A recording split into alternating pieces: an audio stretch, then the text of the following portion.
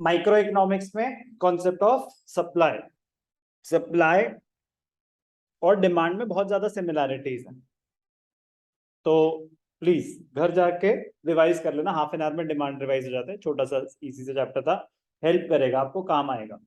Similarities हैं but बिल्कुल अलग चैप्टर है। Why? Demand is from the consumers point of view, supply is from the producers point of view. Consumer का objective क्या था? Maximisation of satisfaction. Producer का objective क्या है? Maximisation of profits. डिमांड में मेजॉरिटी चीजें किस लॉ पे बेस्ड थी? Law of DMU. सप्लाई में मेजॉरिटी चीजें किस पे बेस्ड होंगी? Law of variable proportions. तो जल्दी से एक quick recap. Law of variable proportion states that as we employ more and more units of the variable factor, the total product initially increases at an increasing rate due to increasing marginal product.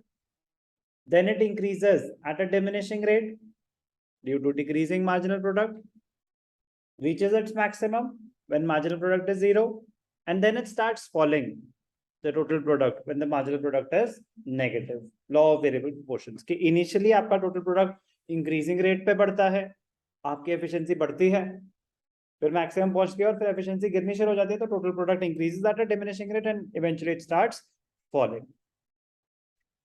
बस पता होना चाहिए law of variable proportion, at the back of your mind रहना चाहिए जब तक आप producers study कर रहे हैं। तो प्रोड्यूसर्स बिहेवियर एंड सप्लाई पूरी एक यूनिट है, उसमें एक पार्ट था प्रोडक्शन फंक्शन, उसका एक और पार्ट हम कर रहे हैं सप्लाई एंड इलास्टिसिटी। एक ही चैप्टर है। डिमांड में डिमांड अलग था, इलास्टिसिटी अलग था, दोनों रिवाइज करेंगे। सप्लाई में एक ही चैप्टर है, supply and its elasticity. Very very easy, very very scoring, very very light chapter. Okay, सारी बातें अब सप्लाई के पॉइंट ऑफ व्यू से। डिमांड क्या था? एक लास्ट चीज, demand was the willingness of a consumer to buy units of a commodity at a particular price. Supply would be from the producers point of view, एक producer कितना बेचना चाहेगा, चाहेगा, कीवर्ड इज विलिंगनेस। यहाँ पे भी हम क्या स्टडी कर रहे हैं? विलिंगनेस, बट किसकी विलिंगनेस? प्रोड्यूसर की विलिंगनेस, प्रोड्यूसर की willingness. Like demand, supply is also expressed as a relationship between price and quantity, but यहाँ पे price and quantity supplied, demand में price and quantity demand में। Before we proceed with the following, with the meaning of supply, it is important to understand some special features of supply. Supply is for a desired quantity, units of a commodity which the producer is willing to supply at a particular price. मैं ये calculator बेचता हूं, तो आपने बोला कि कितनी units बेचोगे आप? मैंने कहा इट डिपेंड्स, कितना प्राइस ऑफर कर रहे हो आप? अच्छा, 1000 रुपए, तो मैंने कहा फिर मैं इसकी 100 यूनिट दे दूंगा। अच्छा, अगर 800, तो अगर आपने प्राइस कम ऑफर किया, माई विलिंगनेस, मेरी इच्छा to sell that commodity, other factors remaining constant, कम हो जाएगी या बढ़ जाएगी? कम हो जाएगी। तो at lower prices I would be willing to sell less, to supply less. बिल्कुल ऑपोजिट हो गया। डिमांड में lower the price, higher the quantity demanded, because that was from the consumers point of view. As a consumer, जितना सस्ता होगा आप ज्यादा लेना चाहेंगे। एज अ प्रोड्यूसर, जितना सस्ता होगा मैं उतना कम बेचना चाहूंगा, जितना महंगा होगा मैं उतना ज्यादा बेचना चाहूंगा। तो डाउट आएगा, बेचोगे किसको? आप तो कह रहे हो कि चलो ठीक है, कि फॉर एग्जांपल फीस की बात करते हैं, ठीक है ना। मैंने बोला कि एक स्टूडेंट, अगर फीस होती 5000 पर मंथ एक सब्जेक्ट की, तो मैं 500 बच्चे पढ़ाना चाहता। आप तो पढ़ाना चाहते, पढ़ना कौन चाहता? 5000 रुपए महीना एक सब्जेक्ट पे। तो बात क्या है? विलिंगनेस। आप मेरे से पूछ रहे हो माई विलिंगनेस, कि अगर फीस 5000 है तो आपकी विलिंगनेस क्या होगी, अगर फीस 2000 है तो आपकी विलिंगनेस क्या होगी, अगर फीस 1000 है तो विलिंगनेस क्या होगा? 1000 तो मैं एक भी बच्चा नहीं पढ़ाना चाहूंगा। लेकिन सर 500 बच्चे पढ़ना चाहेंगे अगर 1000 फीस है, मतलब मैं नहीं पढ़ाना चाहूंगा। तो दो अलग बातें हो रही है ना। पढ़ा पाएंगे कि नहीं पढ़ा पाएंगे, डिटर्मिनेशन ऑफ प्राइस की इवेंचुअली फिर फीस फिक्स कहाँ होगी, वो एक अलग यूनिट है प्राइस डिटर्मिनेशन। जब हम सप्लाई स्टडी कर रहे हैं तो सिर्फ और सिर्फ प्रोड्यूसर की विलिंगनेस स्टडी कर रहे हैं। जब हम डिमांड स्टडी कर रहे थे तो सिर्फ और सिर्फ कंज्यूमर की भी तो कर रहे थे कि अगर एक चीज का प्राइस 1 रुपए है तो वो 1000 यूनिट्स ले लेगा। सर 1 रुपए तो हो ही नहीं सकता, क्या हो सकता है वो तो बात ही नहीं हो रही। आप तो उससे पूछ रहे हो ना कि अगर इतने का है तो कितने लोगे, वो क्या उसे मिल रही है वो चीज, नो वो हम उसकी विलिंगनेस स्टडी कर रहे हैं। ऐसे ही जब हम सप्लाई स्टडी कर रहे हैं तो हम प्रोड्यूसर की विलिंगनेस स्टडी कर रहे हैं। हम ये नहीं बता रहे कि इस प्राइस पे वो इतनी बेच पाएगा, बिल्कुल भी वो बात ही नहीं हो रही। सिर्फ और सिर्फ क्या स्टडी हो रहा है, प्रोड्यूसर का विलिंगनेस, उसकी इच्छा क्या होगी, अगर ये प्राइस ऑफर हो गया तो वो कितनी यूनिट्स बेचना चाहेगा। सो सप्लाई इज अ डिजायर्ड कितना वो बेचना चाहेगा। It indicates only the willingness, बहुत इंपॉर्टेंट है और ठीक है, मतलब बहुत बार रिपीट हो चुका, तो आई होप कि ये तो खुल चुका होगा कि जब हम डिमांड स्टडी कर रहे थे वो भी विलिंगनेस थी कंज्यूमर की, जब हम सप्लाई स्टडी कर रहे हैं तो भी विलिंगनेस ही है, बट अब प्रोड्यूसर की, how much the firm is willing to sell and not how much it actually sells. कितना आप बेच पाओगे वो नहीं डिस्कस हो रहा, कितना बेचना चाहते हो वो डिस्कस हो रहा है। सप्लाई ऑफ अ कमोडिटी, एक सेकंड, हाँ बस मेरे को एक इंपॉर्टेंट चीज चेक करनी थी, मेरा चार्जर ऑफ है, ठीक है। Supply of a commodity does not comprise the entire stock of the commodity. मैं नहीं बता रहा कि मेरे पास टोटल सामान कितना है, मैं तो बता रहा हूँ कि इस प्राइस पे मैं कितना बेचना चाहूंगा।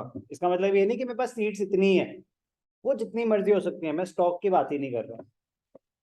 It indicates the quantity that the firm is willing to bring into the market at a particular price. For example, supply of TV by Samsung in the market is not the total available stock of TV sets. Stock कि उनके पास total हैं कितने, supply वो नहीं बताता। Supply बताता है कि उस प्राइस पे वो कितने इंट्रोड्यूस करना चाहेंगे मार्केट में, कितना सेल करना चाहेंगे। Supply is always expressed with reference to price. Supply will always be with reference to price कि इस प्राइस पे इतनी सप्लाई, इस प्राइस पे वो चेंज हो जाएगी। तो higher the price, higher would be the willingness of the producer. कोई डाउट आएगा आगे रीजनिंग? अभी एक जनरल आइडिया, क्यों? क्योंकि higher the price higher is the profitability, और हमने लॉ ऑफ वेरिएबल पोर्शन पढ़ा है कि क्या होता है कि एक टाइम के बाद प्रोडक्टिविटी गिरनी शुरू हो जाती है। अगर आपकी प्रोडक्टिविटी गिरनी शुरू हो जाएगी तो आपकी जो कॉस्ट ऑफ प्रोडक्शन है वो बढ़नी शुरू हो जाएगी या कम होनी शुरू हो जाएगी? अगर आपकी एफिशिएंसी गिर रही है तो आपकी कॉस्ट ऑफ प्रोडक्शन बढ़नी शुरू हो जाएगी या कम होनी शुरू हो जाएगी? बढ़नी। जो पहले सस्ता पर यूनिट पड़ रहा था कॉस्ट, अब वो महंगा होना शुरू हो जाएगा। तो अगर महंगा होना शुरू हो जाएगा तो you would be willing to sell additional units only at higher price. क्या आप सेम प्राइस पे बेचना चाहेंगे? कह रहे और बनाने में मेरी तो एडिशनल कॉस्ट बढ़ती जा रही है, तो मैं कैसे बेच दूं सस्ते में? धीरे धीरे आएगा, but higher the price higher would be the willingness. Supply is always with respect to a period of time, कि आज की डेट में है, ये जरूरी नहीं है कि अगले साल सेम होगा।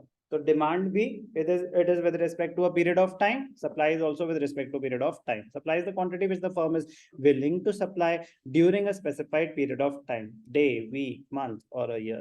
Due to this reason, supply is a flow variable. Flow variable, anything which is measured over a period of time. एक होता है flow variable.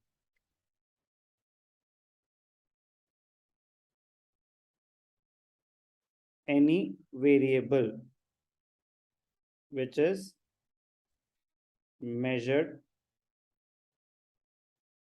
or studied over a period of time.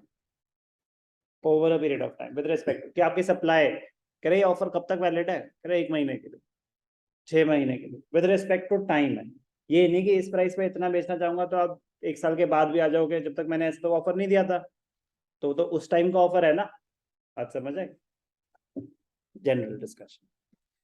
So what is the meaning of supply? Supply refers to the quantity of a commodity that a firm is willing and able to offer for sale at a given price during a given period of time. Able मतलब जो अगर आपने एक तरह से आप offer दे रहे हो इस प्राइस पे मैं ये बेचना चाहूंगा, you should have the capacity to produce that much. ये नहीं कि मतलब आपने अपनी विलिंगनेस दिखा दी, ओह मुझे तो लग रहा था मना कर दोगे, मेरे पास नहीं है 500 सीटें। बात समझ आ रही है? तो ability and willingness, ability and willingness, desire and demand में फर्क होता है। तो demand is backed by purchasing power, तो वो भी है पे बात करें, supply is backed by the capabilities to produce. Good. The definition of supply highlights four essential elements: quantity of a commodity that a producer is willing to produce at a particular price, so willingness, price during a given period of time. So meaning of supply, कोई भी doubt? Okay. Supply, individual supply जब हम एक producer को study कर रहे हैं, market supply जब हम मल्टीपल प्रोड्यूसर्स को स्टडी कर रहे हैं सेलिंग द सेम प्रोडक्ट, तो मार्केट सप्लाई क्या होगी, कितने जो जो आप कितने यूनिट बनाओगे कैलकुलेटर के प्रोड्यूसर्स, तो एक प्रोडक्ट को स्टडी किया जाता है। माइक्रो कॉन्सेप्ट है ना, ये भी माइक्रो इकोनॉमिक्स पढ़ रहे हैं। तो मार्केट सप्लाई में ऐसा नहीं कि सारे प्रोड्यूसर्स ले लिए, सारे प्रोड्यूसर्स ले लिए, but for a particular commodity. तो individual supply, it refers to the quantity of a commodity that an individual firm is willing and able to offer। ठीक है, इंडिविजुअल फर्म, एक फर्म की बात हो रही है, क्वांटिटी ऑफ अ कमोडिटी, एक commodity. Market supply refers to the quantity of a commodity, एक ही कमोडिटी की बात हो रही है, which all the firms are willing and able to offer, but वो उस पर्टिकुलर कमोडिटी की ही बात हो रही है। Sum of individual supply will be market supply. तो meaning of supply, meaning of individual supply, meaning of market supply, कोई भी डाउट?